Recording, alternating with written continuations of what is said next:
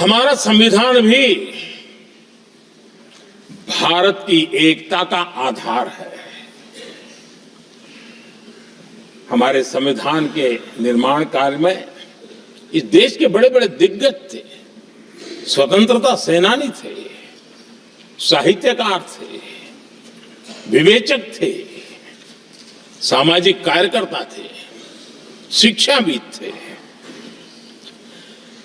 कई फील्ड के प्रोफेशनल्स थे, मजदूर नेता थे, किसान नेता थे, समाज के हर वर्ग का प्रतिनिधित्व था और सबके सब भारत की एकता के प्रति बहुत ही संवेदनशील थे। जीवन के भिन्न भिन्न क्षेत्र से आए हुए, देश के अलग अलग भूभाग से आए हुए सभी लोग इस बात के प्रति सजग थे और बाबा साहब अंबेडकर जी ने चेताया था। मैं बाबा साहब का कोट पढ़ रहा हूं। बाबा साहब अंबेडकर ने कहा था, समस्या ये है कि देश में जो विविधता से भरा जनमानस है उसे किस तरह एक मत किया जाए, कैसे देश के लोगों को एक दूसरे के साथ होकर निर्णय लेने के लिए प्रेरित किया जाए, जिससे कि देश में एकता की भावना स्थापित हो।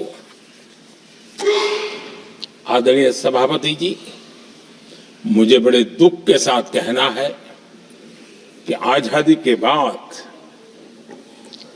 एक तरफ संविधान निर्माताओं के दिल दिमाग में एकता थी, लेकिन आजादी के बाद विकृत मानसिकता के कारण या स्वार्थवश अगर सबसे बड़ा प्रहार हुआ तो देश की एकता के मूल भाव पर प्रहार हुआ।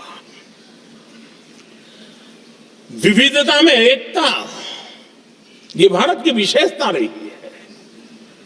हम विविधता को सेलिब्रेट करते हैं और इस देश की प्रगति भी विविधता को सेलिब्रेट करने में है। लेकिन गुलामी की मानसिकता में पले बड़े लोगों ने,